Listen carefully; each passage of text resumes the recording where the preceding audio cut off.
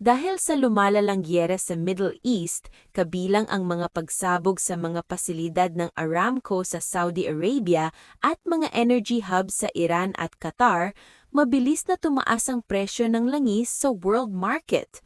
Umabot na sa $100 at $200 ang kada bariles ng Brent crude. Ito ang mga hakbang ni Pangulong Bongbong Marcos. Una ay ang paghanap ng bagong suppliers. Aktibong nakikipag-ugnayan ng pamahalaan sa ibang mga bansa upang makahanap ng alternatibong mapagkukunan ng langis at matiyak ang sapat na supply sa Pilipinas. Pangalawa ay ang pag-angkat ng coal. Upang hindi magkulang ang supply ng kuryente sa mga power plant, muling bubuksan ng Pilipinas ang pag-angkat ng coal o uling.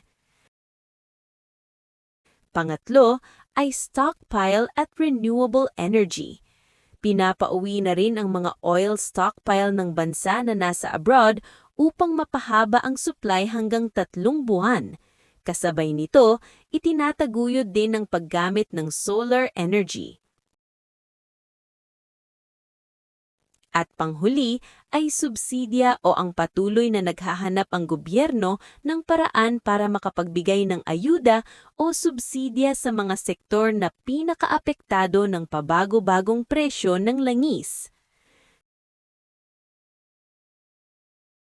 Sa karagdagang impormasyon, base sa survey ng Pulse Asia, nananatiling pangunahing hinaing ng mga Pilipino ang pagresolba sa mataas na presyo ng mga bilihin, partikular na ang pagkain gaya ng bigas.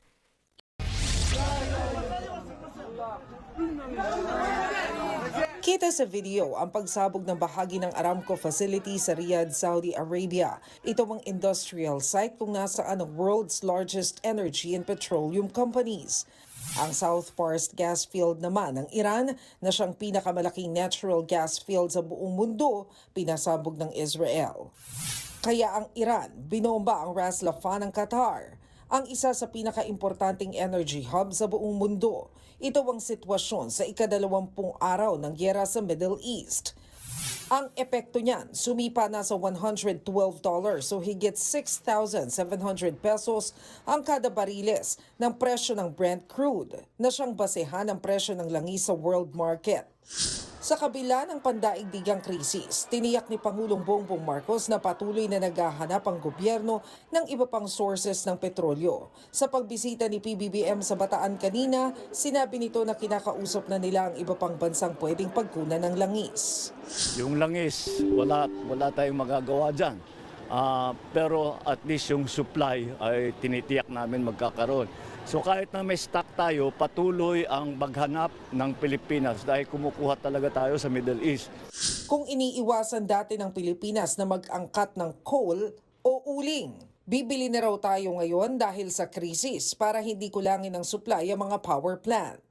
We'll open up again the importation, the buying of coal para hindi makulangan ang ating power plant para sapat ang ating magiging power supply for especially in all parts of the Philippines. Dagdag pa niya, ang mga stockpile ng Pilipinas na nasa ibang bansa ay pinauuwi na rin para pahabain ang hanggang 3 buwan ng ating supply. Suportado rin ng Pangulo ang paggamit ng solar energy para mas makatipid ang mga tao. Patuloy din daw na binibigyan ng ayuda ang sektor na apektado ng pagtaas ng petrolyo. And so we are trying to find different methods para makapagbigay ng subsidy, para makabigay ng tulong. The problem is masyadong malikot ang presyo ng langis, hindi natin ma-anticipate. So we are still adjusting right now. Huwag po mag-alala ang tao. We are securing the supplies of oil. We are securing the supplies of food. Sa kabuuan, malinaw na ang nangyayari ngayon sa Middle East, lalo na sa mga bansang tulad ng Saudi Arabia, Iran at Qatar, ay may direktang epekto hindi lang sa rehiyong iyon, kundi sa buong mundo.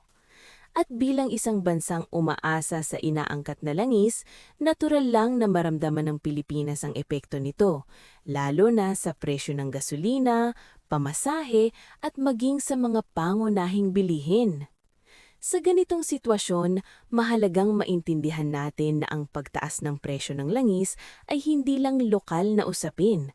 Ito ay bahagi ng mas malaking galaw ng global market, kung saan ang supply, demand at geopolitical tensions ay magkakaugnay.